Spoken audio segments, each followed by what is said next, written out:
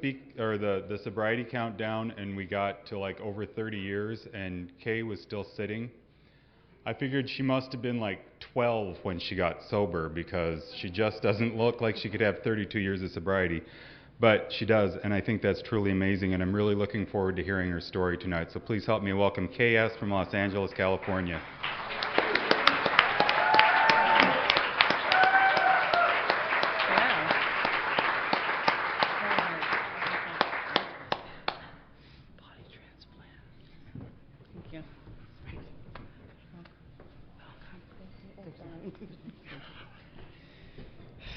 Hey, I'm Kay, and I'm an alcoholic. Hi, everybody. If you're new, first of all, I want to thank Roger and Shelley on the committee that picked Don and Chris and I and everybody else to participate. Just because we don't want to do it doesn't mean we're not honored to do it. Let me just say. Those are two different things, but we are honored to do it. I must tell you, very honored. When you've been around as long as we have and you look back at your life, you really get it I really get it, that everything in my life that's worth anything at all has only to do with what I've learned from you and Alcoholics Anonymous. But I want to thank them. They're probably the most generous, welcoming committee I've ever experienced. They gave us this gift bag. Honey, you could live off that gift bag for about a week, and I'm not kidding. I don't even know still what's in there yet, but I'm plowing through it bits at a time. And then Shelley took Don and I out to lunch, and it was great. So happy Sober Silver Celebration. Try saying that fast 3 times. Happy Sober Silver Celebration. Again, it's a big deal. And what I was going to say, too, though, is if you're new or newish, I remember when I was new, there was this woman who used to go to this meeting that I went to in the Valley. Her name was Alabama Carruthers, and she was a Southern lady, and she really was, and she had 30-some-odd years. And I'm just going to tell you, I thought 2 things. One, I was a little creeped out by it. I sort of didn't want her coming near me because I thought it was a little odd and kind of icky, and I also felt sorry for her. I remember thinking, oh, how sad, that after all these years, she still has to come to A&A, and that she doesn't have a life. And of course, what we find out here is because we do come to A&A, that we have any chance of a life, and like I said, my life is full, and it didn't used to be. Don, you alluded to some things yesterday, last night at the podium. You were wonderful. Thank you, as you always are. I'm honored just to be in Don's company. Don's one of those guys in L.A. that everybody knows. Everybody knows Don N. and loves him.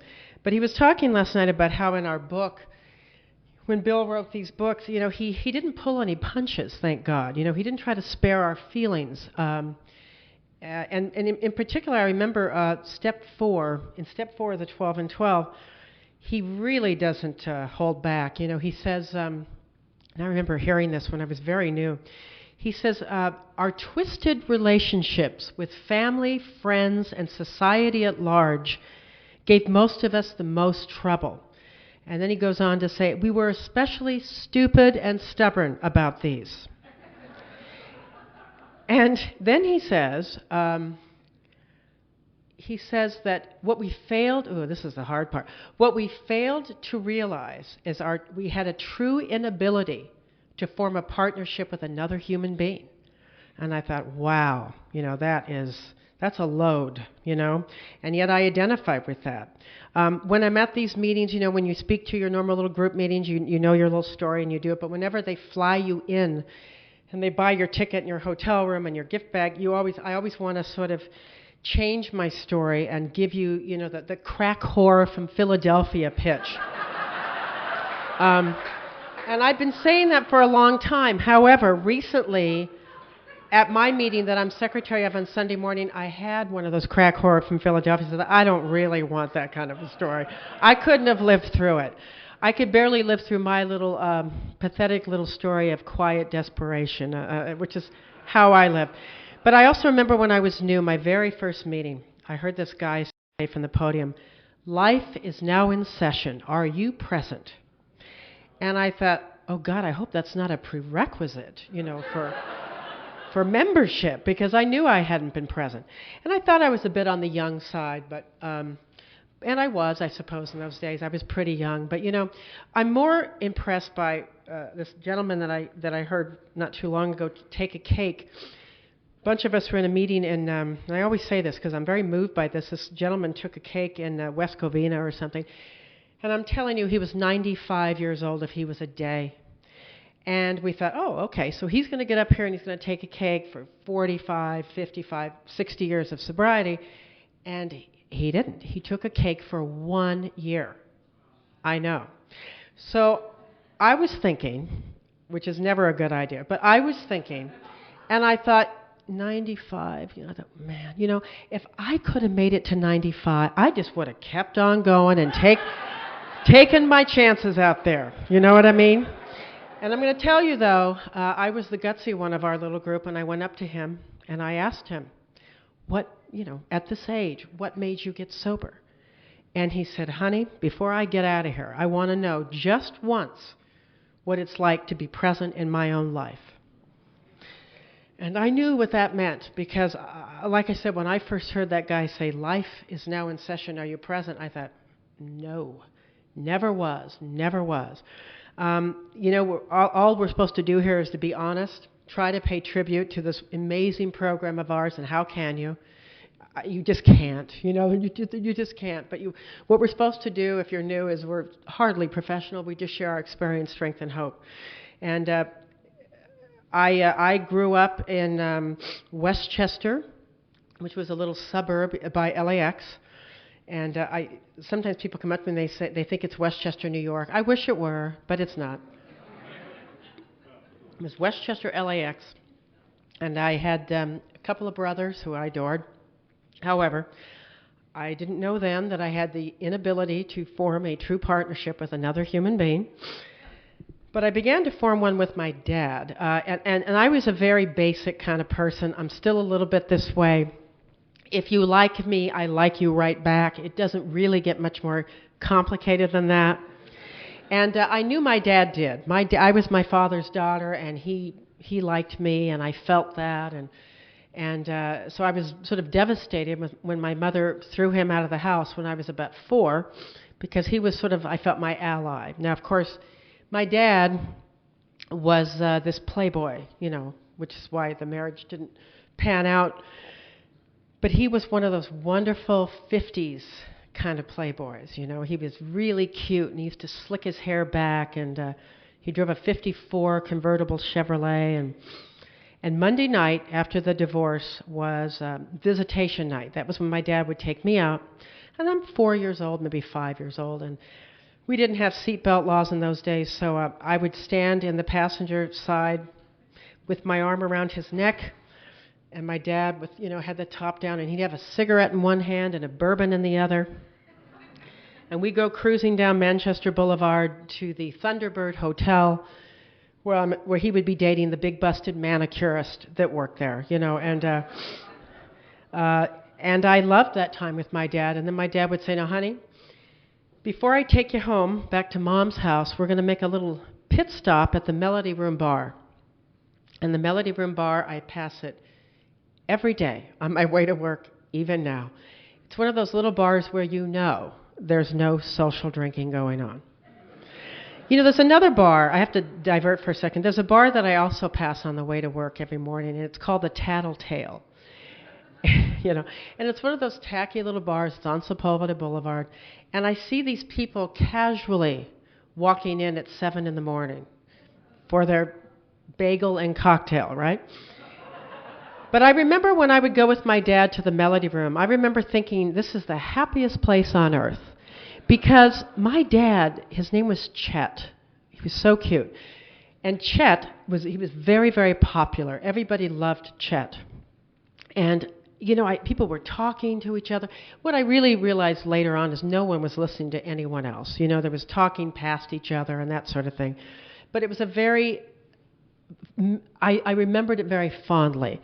And it was sort of like being out of reality, and I enjoyed it. Well, Then my dad would take me home to where I would be back with my family. Now, my mother decided to remarry, and the man that she remarried, I love him today, but at the time, he brought in another brother, so I had three brothers, and then there was myself. And being the only girl, if I were smart at all, which of course I wasn't, but had I been, that was not a bad place to be. I mean, to be the only girl, I could, relish the attention and play the role, but I didn't, because I had a problem. And what my problem was is I was terrified of everything. Terrified of everything. And how I used to cover that up is I would sort of be contrary and obstinate. And my parents, I mean,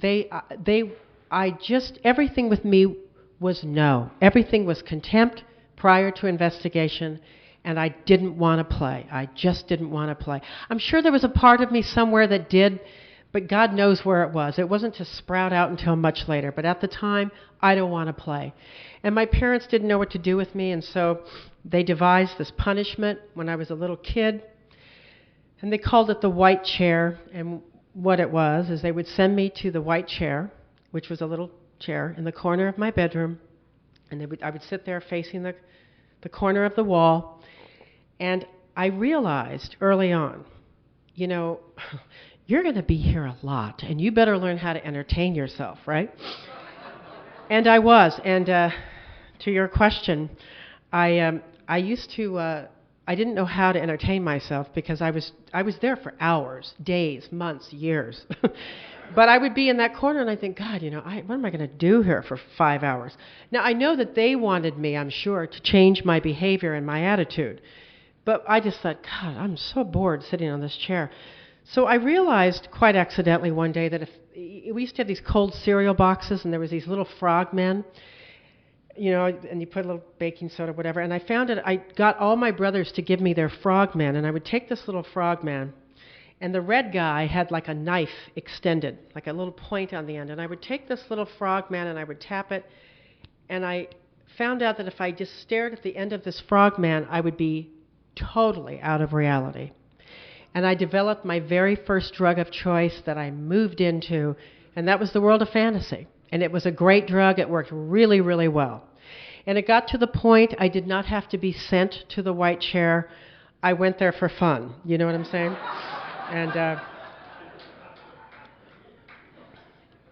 And I'm telling you, I moved in and I didn't sort of like my family. So I thought they were I don't know, whatever I thought they were. They were lovely people, I'm sure. But I developed the family of my preference, and I called them the Howards. And I was every member of the Howard family, and I grew up with the Howards. In fact, so much so that when I got sober, I remember I'd left them somewhere, and I had to marry them off and give them careers and send them out into the stratosphere because I couldn't just leave them. They were such a part of my life, my imaginary family. So I'm living with the Howards, and things are going fine, and I'm on the white chair. Everything's terrific. And like Dawn mentioned, we were good kids. We were good kids. I fully believe that we were lame kids. You know what I mean? We were so frightened. Like you were saying today, Chris, I was such a frightened kid. How can you be too bad when you're frightened? But I was just such in angst all the time, that not being comfortable in my own skin thing, And I was a Girl Scout, proud of it. I loved my Girl Scout uniform. What's not to love with the banner of your accomplishments walking, it was great.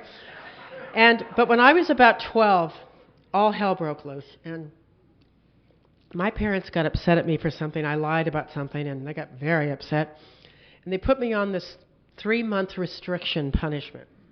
And it was even worse than the white chair. It was go to bed at 3 o'clock in the afternoon for 3 months. And think about how you're going to change your behavior. Well, it was backfiring because I was getting bitter and angrier and crazier. At best, you're not that mentally well at 12, but I'm getting nuttier and nuttier. And every so often, every 2 weeks, my stepfather would bring me out of the room, and he'd say, now, Kay, we'll give you back your privileges like telephone and television, whatever, but you got to do it our way. You just got to tell us you're going to do it our way. All I wanted was to be able to get the telephone back or the television back or to not have to go to bed at 3 in the afternoon. And I would look at him, and I'm dying to get those things back, and I would look at him with this expression of, you won't break me, and I'd say, no, I'm not going to do it your way. And he'd send me back, and I'd go back, and he'd bring me out again 2 weeks, and I just kept going back.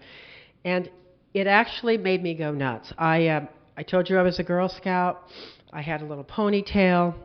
I was a tomboy, as many of us were.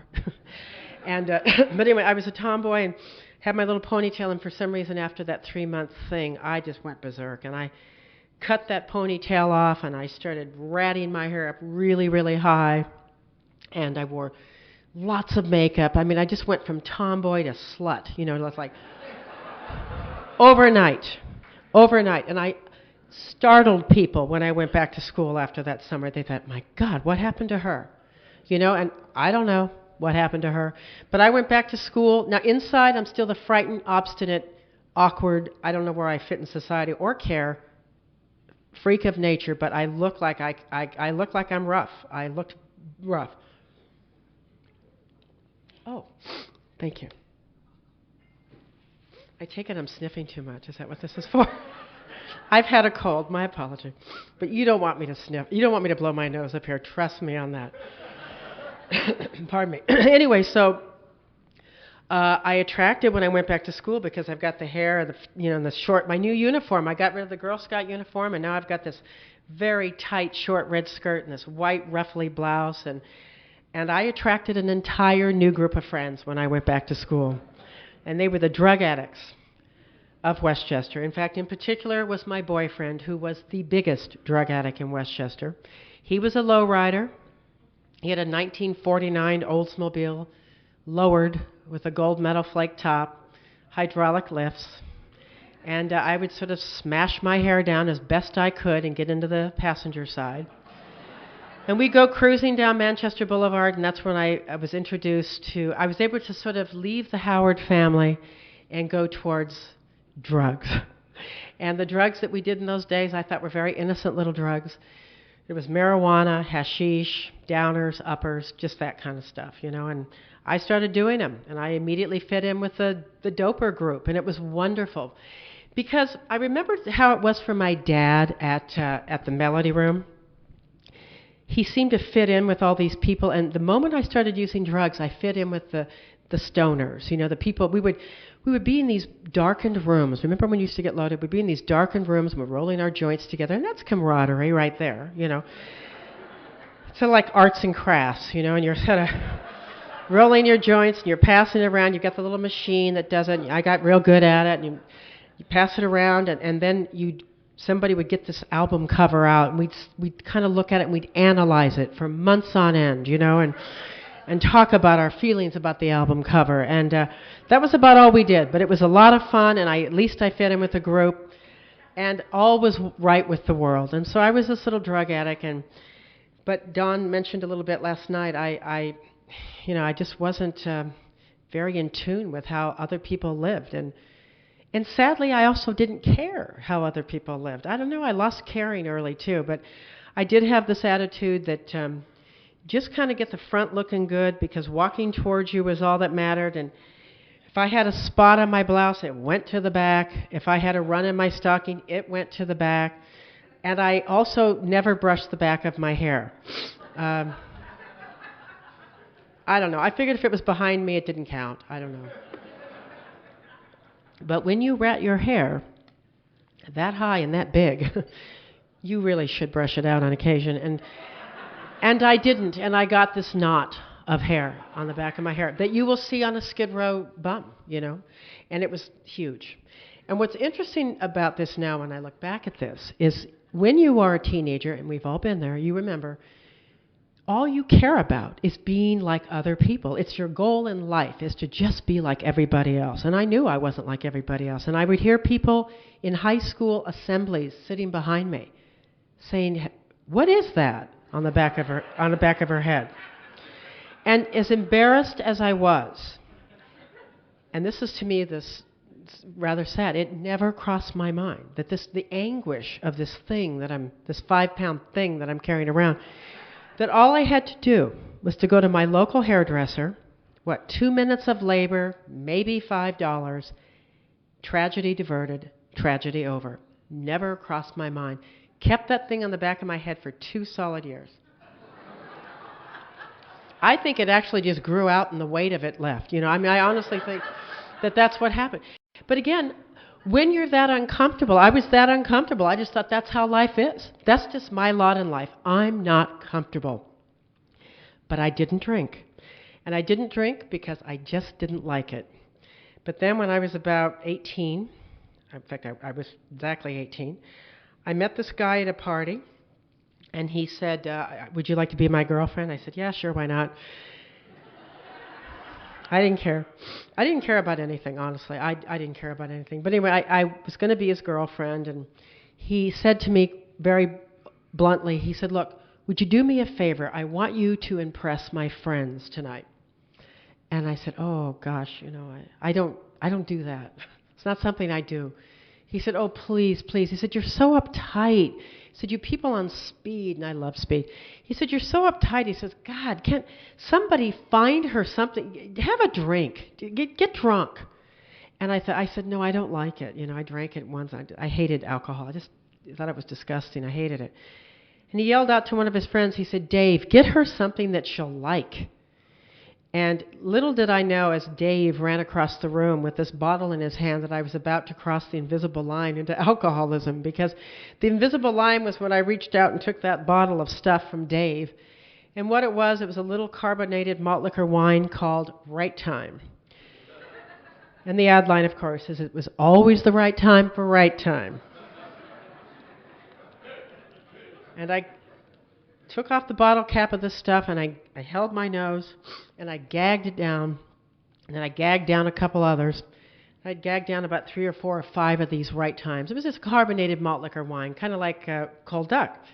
Very sweet, very syrupy, but it got you there. And I drank about 5 of these, and we all have a slightly different story, as you know. But for me, from the moment I took that Right Time, I did not draw a sober breath, except if I was asleep or passed out, until I came into Alcoholics Anonymous. I just didn't, because why would you? I was uncomfortable. This stuff was cheap. You could go to Thrifties or Rite Aid or Save-Ons or wherever. You could buy it. It was legal. It was always at your disposal. What fool would not make this a part of their breakfast, lunch, and dinner? I didn't understand that, and I proceeded to make it part of my breakfast, lunch, and dinner. In fact, that night, I got drunk. I may have thrown up. Who cares? So what? What a small price to pay. And for comfort. And I went home, and I had these 2 roommates, these 2 girls, and I said, Janet, Carol, guess what? I drink now. And I'm sure they thought, so, yeah, fine. And I can tell you that within a month or 2, they asked me to move out, because I never stopped drinking. And again, it wasn't, I just, why? Why would you? It was liquid oxygen for me, liquid oxygen. And I loved being drunk, and I loved being sedated. And if I were drunk, I don't know if I didn't care about what was going on so much, but that thing that I knew I had, that I heard about once I got into Alcoholics Anonymous, about the inability to form a true partnership, I knew that. I knew when I'd be sitting in that white chair in my bedroom and the door would be cracked just a bit, and I'd see my 3 handsome brothers with their Letterman sweaters on scurrying past that room, and I'd kind of look out, sitting on the white chair, and think, what are they doing? Don't get it. And I'd see them go through, and I know they were embarrassed. I mean, I look back at photographs now of our family, and we were very, politically we were liberal, but we were very conservative looking. And here's my 3 brothers, valedictorian and captain of the football team, this one, that one, all with the big W from Westchester on their sweater. And there's the lowrider chick, like, what's wrong with this picture? And there's the girl with the hair that fills up the entire photograph, sort of off to the right looking, like, what's wrong with me? And I look back that now and think, I feel so sorry for my family. They probably thought, what's with her? What happened to the kid that, the girl that was the Girl Scout that we used to pick her first because she used to throw like a girl, but man, could she hit it out of the park. That has no bearing with Alcoholics Anonymous, but I just felt like bragging about it. I just wanted to throw that in there. My brother Bob would say, "Get Kay, she can hit. Can't throw, but she can hit." Anyway, but I look back and think, God, what must they have thought? I don't know what they must have thought. It was sad. And I'm really going to cut now to the last year of my drinking because, to tell you the truth, when you start that way, it's not too. How much can you go down from there? You know what I mean? I kind of started down here, and then went a little bit further. But what began to happen with me, and I have to tell you, when I have the Sunday morning meeting that I'm secretary of, and there's this guy, this bum, and I'm sure you got him here. We're crawling with him in Los Angeles. In fact, I heard a statistic once that of all the people that live on Skid Row, that 80% of them have our disease, basically. Anyway, and there's this one guy that I also see every Sunday when I'm driving over to my home group, Robertson Originals. I see this guy on the park bench, and there he is, and he's got the same matted hair that I had, right? Same matted hair. And his is off to the side, mine was in the back, but it's exactly the same. And I see him on that bench, and I assure you I don't look at him and think, wow, what's wrong with you? Because I look at him and I think, I get it. I get that he is going through that thing of, my life is really small, and that's okay. I don't need you. I never did, and I never will.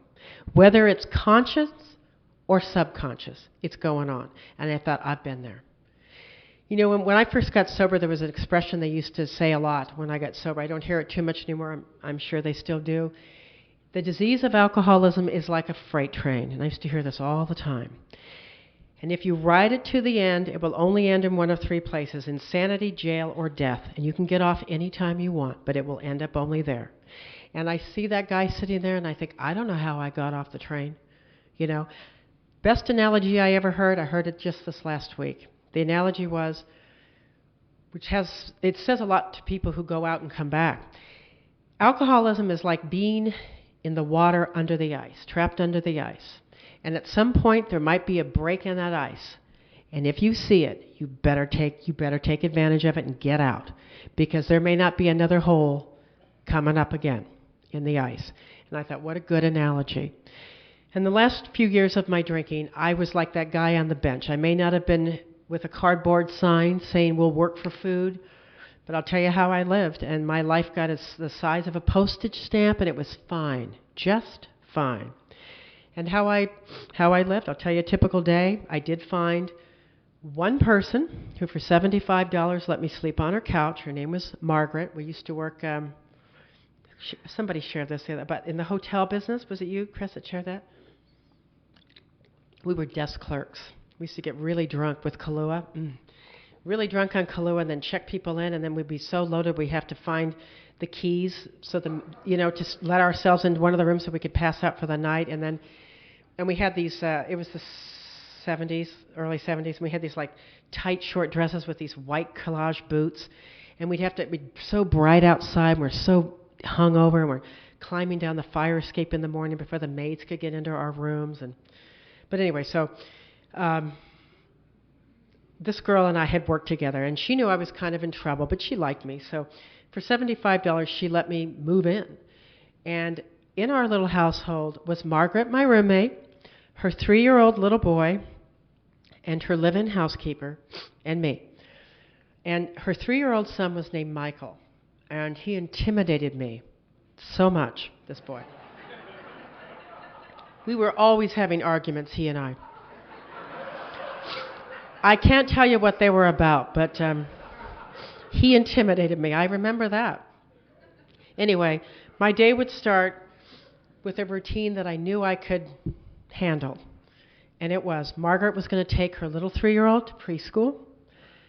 That was great. It gave me just enough time. I figured I had 8 to 12 minutes before she got back. I would go into the kitchen, open up the freezer, scrape some frost off of the freezer. We always had a lot of frost on that freezer. To put it in my Gallo Rhine Garden jug of wine from the night before, because I bought it like jugs at a time, just to take off the room temperature so I could get down my morning liquid oxygen. Get a couple of belts down. Now I'm going to go to work. How I had jobs, I don't know, but I did have jobs. And I would go to my company, and then it would be about 10 o'clock in the morning, and I'm saying, does anybody need anything? I'm going to go to Jerry's Liquor. What do you want? And these people would order things like donuts and milk or whatever they ordered. I don't know. I had to write it down because I never had that kind of stuff. And I would go get them their stuff, and then I would go get my 10 a.m. bottle of Gallo Rheingarten. Loved it. I don't know if they make it anymore. It had just an ever so slight carbonation. Whatever. It was the real reason it was $1.89 a half gallon, but whatever. And I drink my morning bottle. And now lunchtime. Now it's lunchtime, and now I'm going to go to lunch. And I would go to Jerry's Liquor again. Now Jerry, I'm thinking, may think I drink too much, and I don't want Jerry to. I don't know who Jerry is, or care, but I don't want him to think ill of me, So I thought I'm going to make Jerry think that I'm married. It's my husband who has drinks like this. Bastard, So I would buy fictitious cans of shaving cream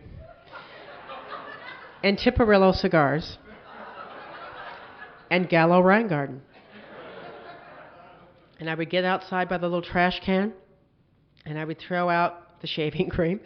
I would keep the cigars, those are good. And then I would take my jug of wine. Now, I'm thinking that I'm fooling him. Obviously, he thinks my husband shaves a whole lot. But the truth is, I never fooled him. And one day, he busted me. And he goes, "What are you going to do, Kay?" And he's nudging his buddy behind the counter. He goes, "What are you going to do, Kay? Take it and go out and go under the Venice Pier?" I was so hurt that he would say something like this to me. And I thought, if he's not careful, he's going to lose my business. But what I did is I did what I did every lunch hour. I found this wonderful vacant parking lot in Palms where I would drive in figure eights during my lunch hour, just figure eights, drive around until I'd finished my wine. Thinking, how dare he? Whew. And then I'd go home, and now it's my nighttime routine. And I would get in full makeup and doll myself up to go have dinner where I had dinner every single night, alone, which was the Jack in the Box on Manchester Boulevard. And when I tell you that it took every amount of courage and strength and fortitude I could muster to get in my car and go to Jack to order what I ordered every night, which was a breakfast Jack and a cup of black coffee. The menu never varied. I couldn't handle change. And I would order that Jack, and when I got to that window, I would sort of hope, kind of like that thing in the back of my head, maybe she can't see it. Maybe the stranger taking my order at Jack in the Box doesn't see me, doesn't see inside my car, which had Jack in the Box wrappers from 2 years prior, and empty Gallo wine bottles, and cigarettes, and maybe she won't see it. Maybe she won't see me. And I'll tell you, once I would do that, I thought, oh, thank God I made it through another day. And I'd get in my car and I'd go home, and I'd lock myself up in the bedroom, and I sort of had the attitude of, I got my supplies, and now it's back to the fort. And all was right with the world. And that was my world. And I didn't care. I didn't care that it wasn't any bigger than that. I just didn't care. In fact, what's today? April 19th? 18th? 19th? Whatever it was on the calendar, just cross it off as fast as you can. Gail Wilson, who also, as it happened, Gail Wilson, who was a wonderful member of Alcoholics Anonymous, which is what I was telling you about, I idolized her when I was new in AA, and she actually, April 17th, she died April the 17th, 1983, so she'd been gone 25 years. But Gail Wilson used to say, I'm running as fast as I can to stay where I'm at. And that was sort of how I was. I was in a big hurry. I don't know where I was going. But I just wanted to just get through one more day. Next day, take the frost off the freezer. Margaret's coming back. Put it in the jug. I'm going to Jerry's. Anybody want anything? I'm doing a run. Figure eights in the parking lot. Jack in the Box. I'll have a breakfast Jack and a day in, day out. This went on for a year and a half, 2 years. I don't know. Didn't care. Life was... So when I see those guys sitting on the bench, I don't look at them like, wow, what's going on with you? I know exactly what's going on with them. It's just, may the sun go up and may it go back down. I don't know. That's about as big as it gets. And I used to, once I did my Jack in the Box run, I would put on this album, my favorite album, which was Joni Mitchell's Court and Spark, an amazing album. Came out in 1974. And I remember putting that album on every single night. And I'd already made my Jack run, so I was in pretty good shape. I got my cigarettes, I got my Gallo, and I got my Jack in the Box. And I would rock on the bed, sort of like when I was a kid on the white chair. And now I'm rocking, I'm always on a chair. And I'm rocking, and I'm looking in the mirror, and I'm listening to Joni Mitchell. And I'm not thinking much of anything because my mind didn't think too much. But I caught a glimpse of myself one night, and I just said, God help me. And believe me, I wasn't praying. I was just exhaling off of a cigarette. I didn't think a thing about it. But, as you know what happens to all of us, or we wouldn't be sitting here now, is we get heard. We get heard. There are a million stories that I have heard in 32 years about how we get here. And it's my favorite part. Because I have this fantasy that God is just waiting. That God's just waiting for help, help, over here, help. And all I said was, God help me. I put the cigarette out. I didn't think a thing about it. The next day, doing the run, but something different was happening. I used to start junior college. I would never finish it. I would usually only do night number 1. I didn't like to work, but I would definitely do night number 1. And this was October the 1st, 1974. And I was starting junior college. It was a horrendous heat wave in Los Angeles.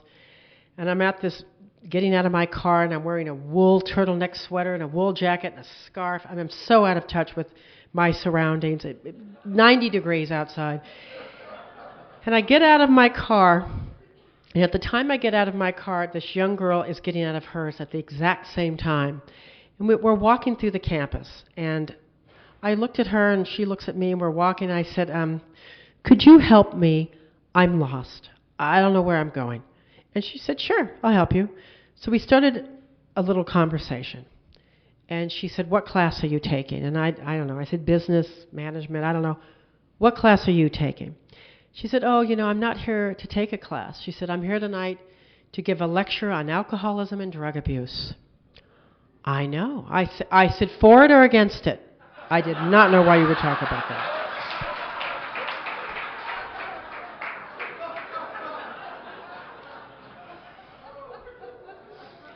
And it's June. Anyway, and this girl, she said, well, I both, I guess. I don't know. And she goes, look, give me your phone number. And I gave her my phone number, which I thought it was a little odd that she asked me, but I gave it to her. The next day, I'm on the front lawn with a 3-year-old kid. We were in heavy debate over something. And the phone rang, and it was this girl. And she said, do you remember meeting me last night at Santa Monica? And I said, yeah. She said, are you sober right now? And I said, no. She said, well, are you sober enough to meet me at the Marriott Hotel at LAX? And this is where I absolutely have no doubt in my mind that God was doing for me what never would have crossed my mind. I'm not a yes kind of gal, but I said at that moment, okay.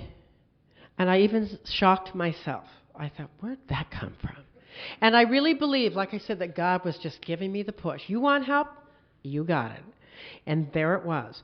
And I drove in my little car, and we met her at the Marriott Hotel, and we sat in the cocktail lounge for hours talking about Alcoholics Anonymous. And I identified with everything she had to say. And I said, God, it really sounds great what you're saying, I said, but you know what? Sorry, I'm too young. I'm 22 years old. There's no way I'm an alcoholic. I'm 22. And she said, well, okay. She goes, I don't mean to, burst your theory here. She goes, but I'm 15 years old, and I've got 2 years clean and sober in Alcoholics Anonymous. And she did. And now June has about 35 years, doesn't she? She just celebrated 35 years. And June was, she was sort of a celebrity in AA because, there weren't a lot of 15-year-olds with 2 years clean and sober. And everybody knew this girl. She was the celeb in Alcoholics Anonymous. And I moved in with her. She was my recovery house. She was my detox center. I moved in with this girl.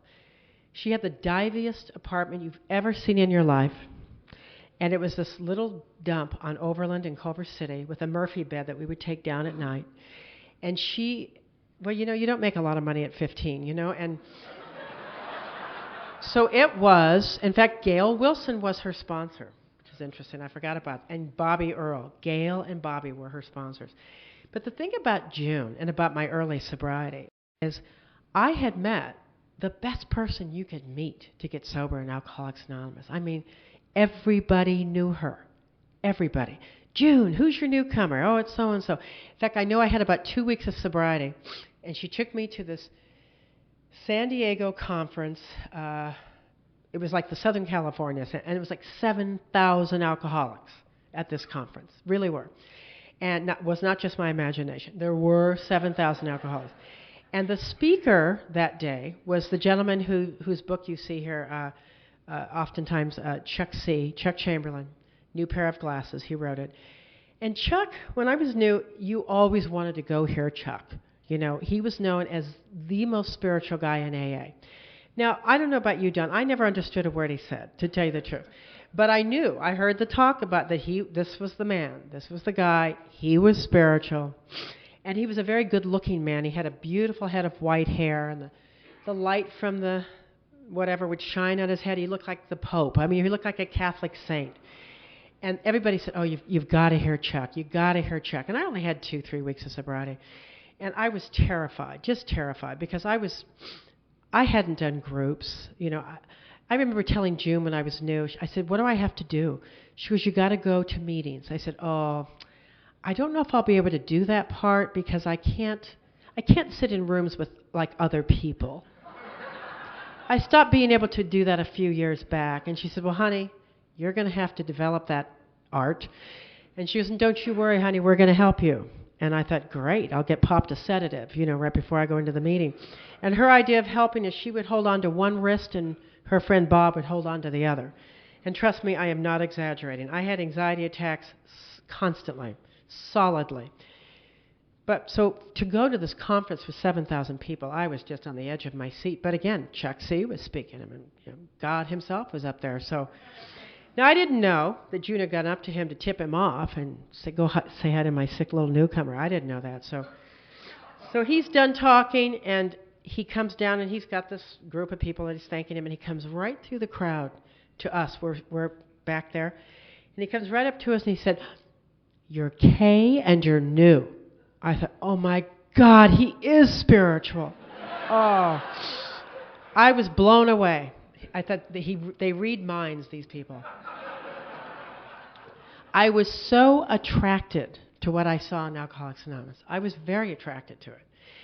The only thing that kind of bothered me, that didn't appeal to me, was that step stuff, like working steps. To me, it seemed like homework assignments, and I thought, I'm not going to do that. I mean, sure, I'll get a great Easy Does It sticker and slap it on the bumper of my car. And I will get the best Serenity Prayer necklace I can get my hands on, and I had this huge one. You could see the praying hands from the back of the room, But I'm not going to do those because that's labor intensive and I'm not interested. So what happens when you have that kind of an attitude is I would put in about 3 months of sobriety, be out with the one person who I hadn't run off at the mouth with that I'd joined Alcoholics Anonymous. This one guy, we went to Lucy's El Adobe, and he ordered a margarita. Well, I'd never had a margarita. And his margarita came, he said, do you want one? And I said, no. And then I thought, oh, God, whatever. And I reached across the table to take his margarita. But as I'm reaching across the table to take his drink, I have just a moment of clarity and kind of an out-of-body experience where I'm remembering how last night, June, was reading me the Big Book by candlelight during one of my many flip-outs and feeding me tea with honey in it and Snickers bars because that's what she had to do with me so I'd stay on planet Earth. And I was remembering that and how loving she was. I thought, don't think about that right now. Don't think about that. And I drank that drink down, and then I'd come back, And then I met Lila. Well, that was a little bit later. And then I would come back and put in maybe another 3 months. Now, again, this is why when you're sponsoring, and I always think this now, I had the best person in Alcoholics Anonymous spoon-feeding me this program, meeting the best people on Alcoholics Anonymous. And it was like, phew, it wasn't sticking. Wasn't their fault. Wasn't their fault at all. It was me. I just wasn't getting. I mean, I wasn't listening. I don't know. So I would put in 3 months and I'd pick up a joint, and I'd smoke it.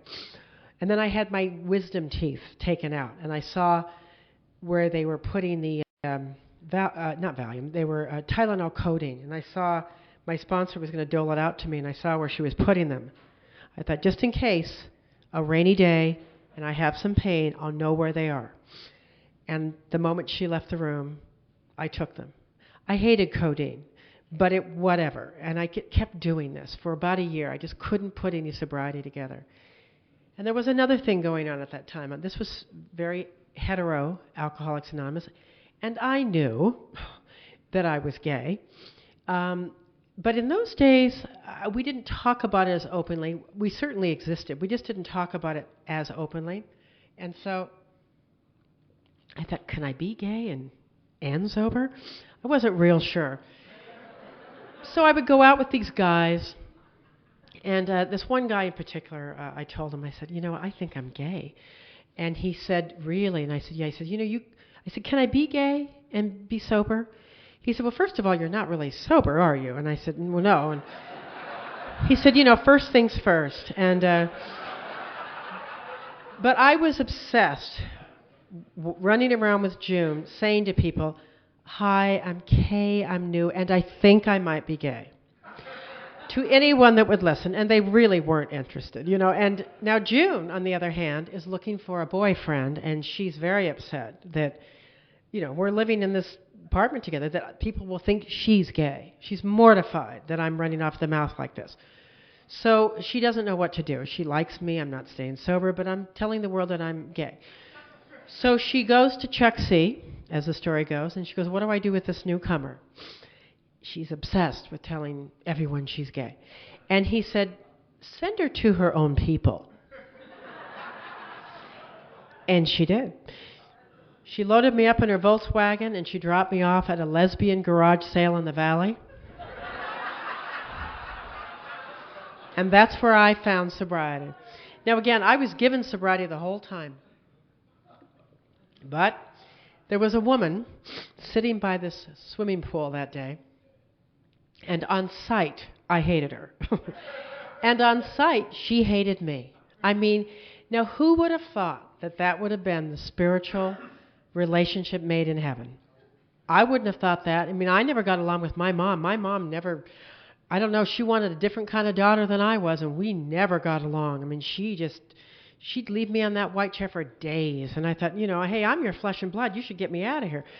Not that she wouldn't have known what to do with me, but we just, so I would have thought that the kind of sponsor I need is that grandmotherly kind of sponsor, with the white hair that says, here, dear, saved a seat for you up front. Come on, honey. Come on, baby.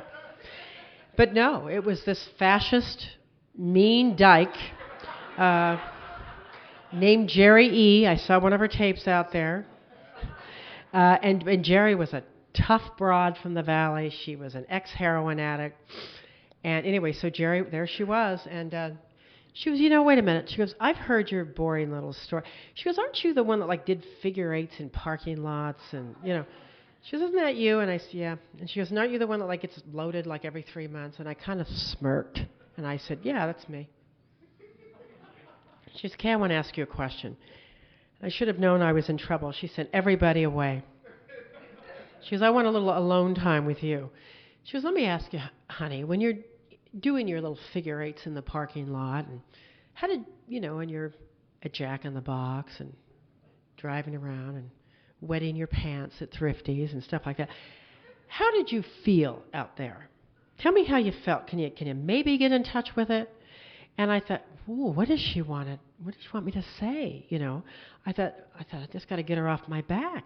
So I said, well, Jerry, I certainly didn't feel a part of, and I felt less than just any of the one-liners I had heard, just to shut her up. And she goes, kid. She goes, did you feel lonely at all?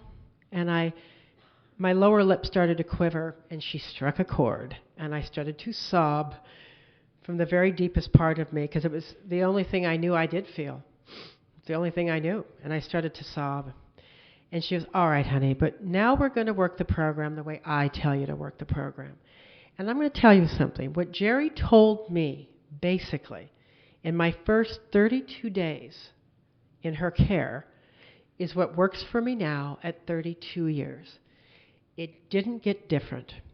There's a woman who's been calling me recently, and she's got about 28, 29 years, and she was saying this the other night on the phone, and she's lost, and I can hear it in her voice, and she said, you've got some time. She goes, don't you think that the road gets narrower? And I said, well, I suppose. I said, the world gets bigger. When you're sober, your life gets bigger. It's not just about Jack in the Box anymore. I mean, it's big. Life is huge. And she said, well, don't you think, I'm just looking for answers. And I said, I'm going to tell you something. I said, I think it gets really narrow for those of us with long-term sobriety to forget to do the things we did from the very beginning. You want to talk narrow? Stop doing those things. I said, so in that respect, I said, I think we have to stay very, very teachable. And, and she's struggling, and I knew she didn't believe a word I said, and she hung up, and I kind of felt for it, because it happens, that she kind of lost her way. But all we can do is the best we can. Anyway, so, what began to happen is Jerry started to work with me, and she started telling me what to do, and I mean every single thing that I did. She told me what time to get up in the morning. She told me what time to go, what meeting to meet her at, and to shut up, sit down. She had no interest in what my opinion was about anything.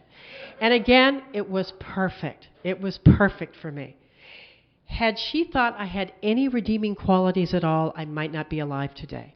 Because my whole thing was, you know how we're so good when we're drug addicts and alcoholics. We know how to play the game. We know how to fool the public.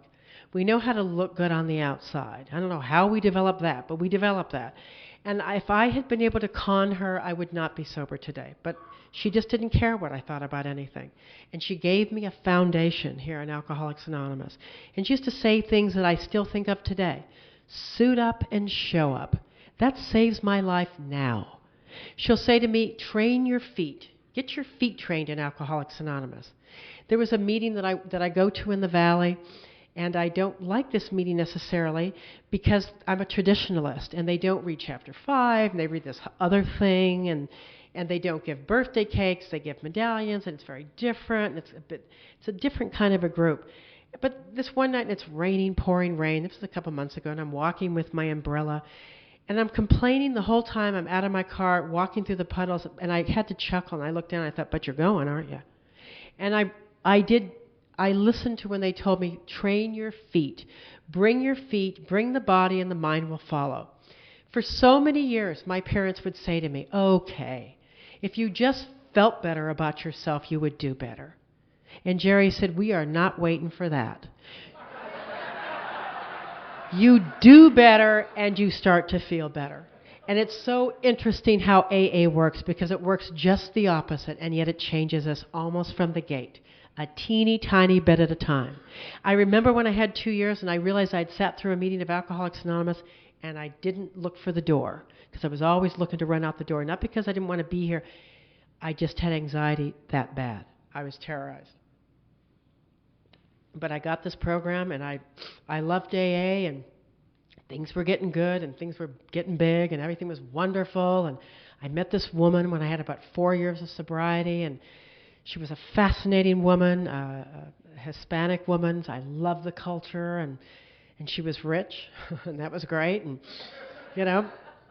who knew? And she had this beautiful home up in the Studio City Hills, and I thought, wow, this is what you get working a good program. We're rich, And anyway, cheer up, it all went away. But anyway, I'll tell you, we had a beautiful life. We had a beautiful life, and the family that I didn't have, I had with her family. She had these wonderful daughters, and her daughters had daughters, and we just had this incredible. We were like this little lesbian AA couple, And she had a lot of sobriety, and there we were, and life was good. And life was good for about I don't know, 14 years, I think we were together. And by this point, I had about 16 years of sobriety. And all hell broke loose one month. And our world changed. And I couldn't believe what I had just discovered. And it was rough. And I just thought, oh, no. And suffice it to say, we had very serious, irreconcilable differences. And I'd been hearing for many years, you got to walk the walk, you got to talk the talk, but you got to walk it. And I knew that my sobriety came first, and I knew that I could not stay in this relationship. And yet this person was my mother, my father, my lover, my boss, everything she was to me. But I knew I couldn't stay here, and I would have to go. And I was devastated. And I had about 16 years, and I left, and I just thought, wow, this is rough. And I remember going to meetings, and I had stopped having anxiety attacks, but boy, they came back at about 16 years. And I was so upset in meetings, I had to wear sunglasses because I was sobbing all the time, just crying. And I called my friend Riley up one night, very late, and I said, Riley, intellectually, I understand when God closes one door, he opens another. But what do you do when you're in the hallway? What do you do? And to me, the hallway is you do not see the light at the end of the tunnel. You're not even sure there is more tunnel there. You know what I'm saying? And to me, it's when faith is like, I can't get through this. I just can't. My identity was gone. I was, And he said, honey, now it was late. He wanted to get off the phone. He said, honey, you sweep the hallway. I thought, wow, what? He hung up the phone. I had always learned that action was the key, so I got my little broom out and started sweeping my kitchen. I thought, I don't know what he's talking about, but I'll do it. And then I knew he meant it figuratively, and that is that life is not necessarily shutting doors and new windows opening really quick. That sometimes there's a lot of time where we just have to have faith, and if we don't have faith, our friends have to have faith. Oftentimes the fellowship, if it's okay for you, I'll stick close to you until I can see that light at the end of the tunnel, until my faith comes back. Where else do you get that? I don't know. And I remember saying to my sponsor once at that time, I said, let me ask you a question. And I was dead serious. I said, will I ever be happy again? And she said, not only will you be happy again, you will be telling the story and you will have no recollection, nor will you be able to feel at all the pain you're feeling right now. And I thought that can't be so. And it has been so. This woman and I are now very, very good friends today. I love this woman. I always have. And we're very, very good friends. And then life went on, and as what happens to us, we heal. You heal whatever's going on. We heal in spite of ourselves. I really believe that if we work these steps and we're diligent about our program. And, like I said, life got good, and life is good today. I love my life today. But I've also discovered, and I check it out with my other friends that have 30, 33, 34 years. I said, did you ever cross the invisible line into being normal? And they said, no. God, have you? No, thank God. Okay, great. Good. Just checking. Because I am as comfortable, I am as productive, I am as at peace as the program I'm working right this second. I cannot rely on the program I worked yesterday. It has absolutely no meaning. It's how much am I surrendering right now? How much am I trusting right now? How much am I knowing right now that God is doing the work, not me? How well am I going to do at my office if I think for 1 minute it has anything to do with my intelligence or my labor? And Bill busts it again in step 7 of the 12 and 12, which I used to think was a filler step, that he just threw that in there. When I was new, and I think I got about, 3 or 4 minutes, and then I got to wrap up. Is that pretty much it? Do you know? 10? 10, wow. I'll make it very quick, you guys, I swear to God. I'll try. Anyway, when I was new, I used to want to do this, to speak. I don't know why, but I thought I don't know. I don't know why. I did. Remember I told you I was never in reality. So when I would be sitting at meetings and I'd be bored with the speaker, I would think, one day I'll be a speaker. And one day I will be a real important businesswoman. In other words, I'm not thinking about the Howards, but I'm fantasizing this down the road. I'm thinking, ooh, that's going to be neat. I'm going to be so terribly important. And I'm going to be so, and this was my favorite fantasy. It used to get me through meetings so often. I thought, I'm going to be so important that I'm going to be flying in on my private jet. No commercial flights for me. I'm flying in on my corporate jet, and I'm the speaker, and it's 7,000 people, and I'm so important that they're all thinking, God, I hope she can get here. And I get there, and I'm just so busy that I don't even have time to put my luggage down before I get up to the podium. I am just that important. And I'm walking up the aisle, and again, there's 7,000 alcoholics. I've got my luggage. I'm not wearing my coat. It's just over the shoulder. And I'm walking up to the podium, and I'm hearing them say, oh, thank God she's here. But my favorite part of the fantasy is I would also hear them say, she's so great.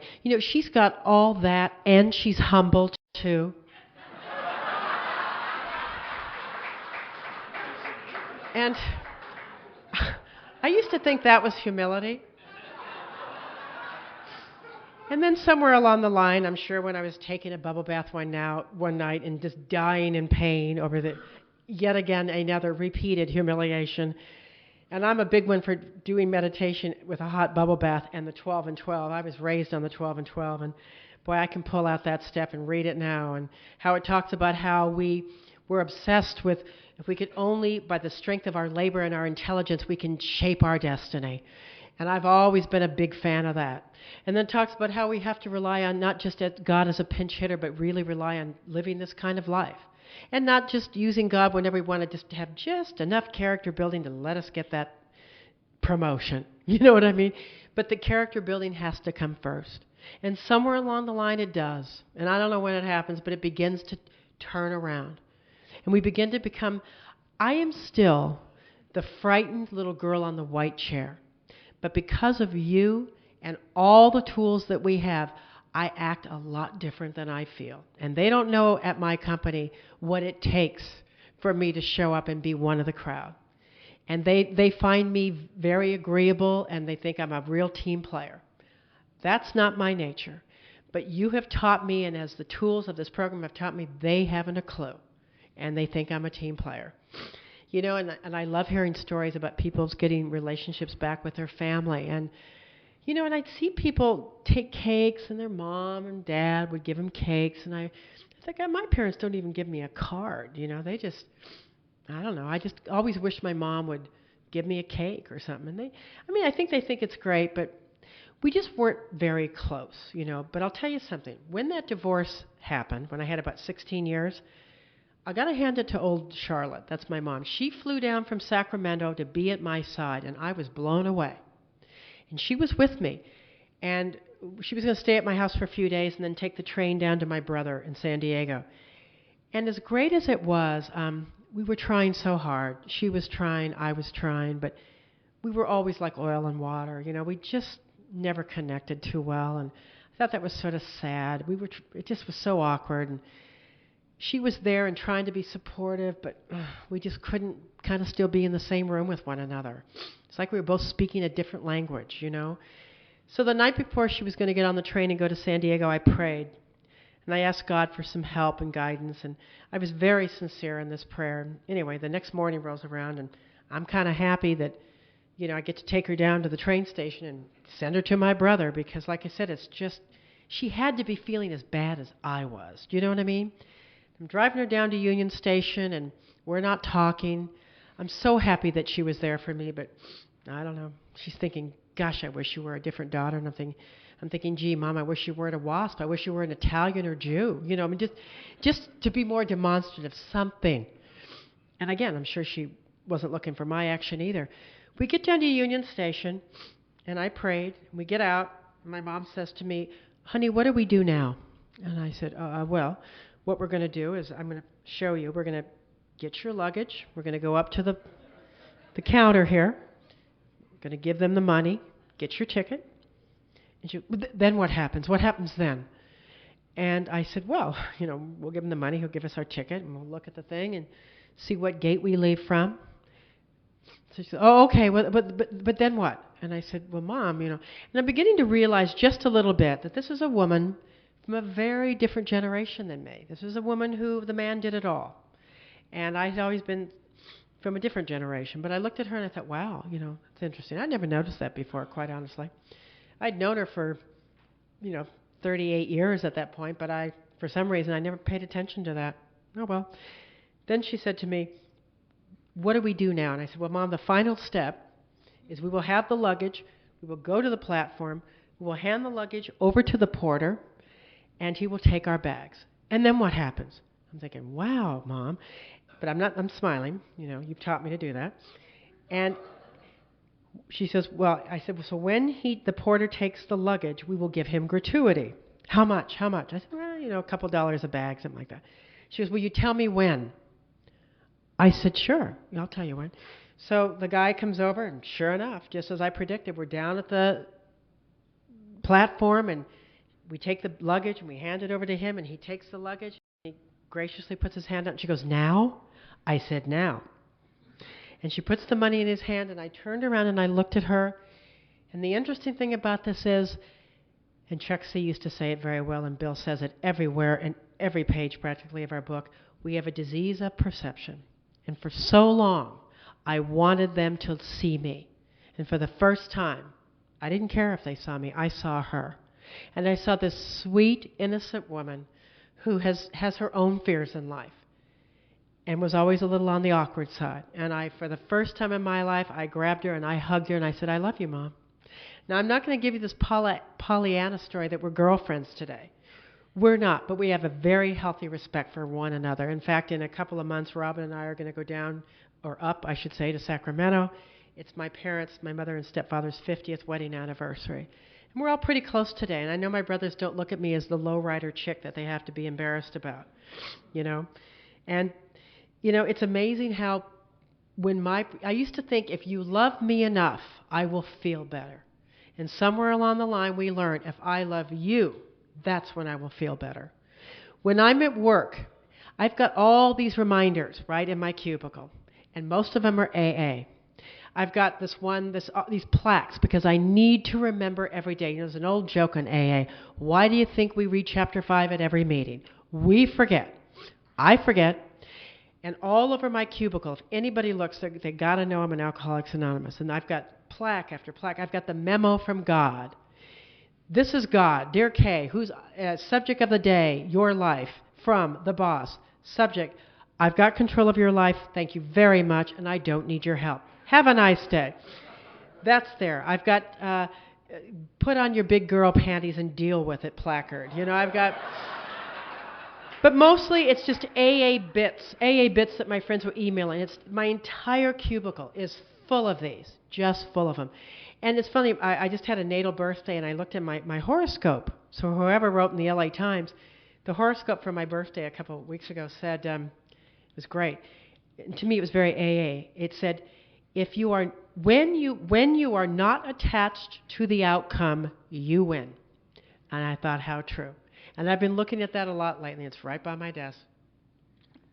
And again, I'm very proud to be a member of Alcoholics Anonymous. Why not? Why wouldn't we be proud to be a member of this organization? And I'm so proud of it that there's no one at Mattel at my office that doesn't know I'm a member of AA. In fact, there's a guy, the CEO, not too long ago, called me up, and he said, I need you, Kay, to get this girl sober. We have a company drunk. I hate to call her that, but anyway, she is. And she... You can't miss her. She's in the parking, where it was. She was in the parking lot with a brown paper bag, the whole thing, and thinking that no one notices, right? And there's always the lunch that's on the floor, whatever. And anyway, he called me up because they know. I make no bones about it. Yes, I'm a sober member of Alcoholics Anonymous. And so he said, can you get her sober? Now, this is the CEO. It would behoove me if I could get her sober, you know what I mean? And I said, well, I don't know if I can get her sober. I said, 2 minutes, but I will certainly try. But all I did is I took her out to the DoubleTree, and we had lunch. And again, it was right at that moment I was so longing for one of those crack whore kind of stories, because I don't have that, I didn't drink that long. So I'm telling her my boring little story. and bing, it's going right over her head, and she's, whatever. And so she goes, "That's really sad for you, huh?" And I said, "Yeah, I guess so." And I came back, and he called me up, and he goes, "How'd it go?" And I said, "Well," "I don't know. All we can do is share and give back. We can't control any of it. All we can do is share our experience, strength, and hope." And about 2 months went by, and I got this phone call, and it was her. And she said, "Kay, it's me." And I said, "Yeah, where are you?"